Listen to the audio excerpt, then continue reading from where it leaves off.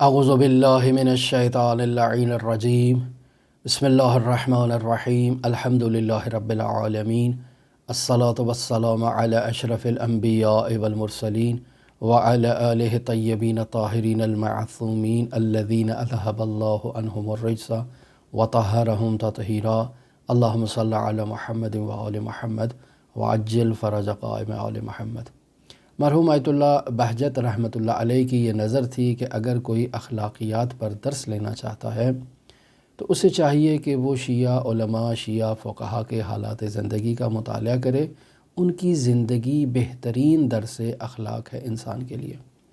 لہٰذا مرحوم آیت اللہ کی یہ عملی روش ہوا کرتی تھی کہ وہ اپنے درس میں باقاعدہ شیعہ فقہا، شیعہ علماء کے حالات زندگی سے گراں قدر واقعات کو بیان کیا کرتے تھے تاکہ ایک درس اخلاق بھی ہو حاضرین درس کے لیے۔ لہٰذا ایک ہی مرتبہ آیت اللہ بہجت اپنے درس میں آیت اللہ حسین فاطمی کی موت کی کیفیت کے بارے میں بیان کرتے ہیں۔ آیت اللہ حسین فاطمی ایک نہایت ہی مقدس، پاکیزہ، متدین شخصیت تھے۔ مرحوم عارف کامل آیت اللہ مرزا محمد جواد آغا ملکی تبریزی کے گراں قدر شاگردوں کی فہرست میں آیت اللہ حسین فاطمی کا شمار ہوتا ہے۔ اور آیت اللہ حسین فاطمی یہ کہتے ہیں کہ میں نے خداوند متعال سے 2 عدد دعائیں کی ہیں۔ ایک دعا میری یہ ہے کہ مناسب روحانی حالت میں میرا انتقال ہو جائے، اور دوسری دعا یہ ہے کہ یہی مناسب روحانی حالت میری پائیدار رہے، ختم نہ ہو جائے۔ لہٰذا جب ان کے انتقال کا وقت قریب آتا ہے تو کہتے ہیں کہ میں نے نماز مغرب اور عشاء تو پڑھ لی ہے، میں نے رات کا کھانا بھی کھا لیا ہے۔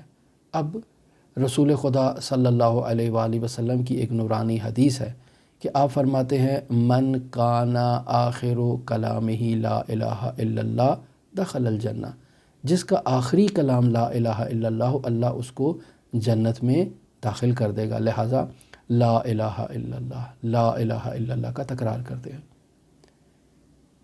پھر دوبارہ انہی کلمات کو تکرار کرتے ہیں اور کہتے ہیں کہ میں نے مغرب اور عشاء کی نماز ادا کر لی ہے، رات کا کھانا بھی کھا لیا ہے، لا الہ الا اللہ کا ذکر بھی کر لیا ہے، اب کس بات کا انتظار ہے؟ کس کو مخاطب تھے؟ یقیناً ان ہستیوں کو مخاطب تھے جو اس وقت ان کے پاس موجود تھیں۔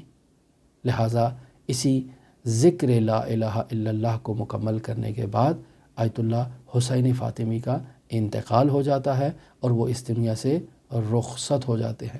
یعنی وہ اپنے آخری وقت میں اس فرشتہ موت کو مشاہدہ کر رہے تھے، ان ہستیوں کو مشاہدہ کر رہے تھے جو اس کے بعد ان کے پاس اس وقت موجود تھیں، اور انہیں مخاطب قرار دے کر کہہ رہے تھے کہ میں نے مغرب اور عشاء کی نماز پڑھ لی ہے، میں نے رات کا کھانا بھی کھا لیا ہے، میں نے آخری ذکر جس کی طرف رسول خدا نے اشارہ کیا لا الہ الا اللہ، وہ آخری ذکر بھی میں نے کر لیا ہے، اب کس بات کا انتظار ہے؟ میری قبض روح کیوں نہیں کرتے؟ تو آیت اللہ بہجت رحمۃ اللہ علیہ اس واقعے کو نقل کرنے کے بعد فرماتے تھے جو شخص اس قدر بہترین روحانی کیفیت میں اس دنیا سے رخصت ہو، یقیناً آخرت میں بھی اس کا استقبال نہایت ہی شاندار استقبال ہوگا۔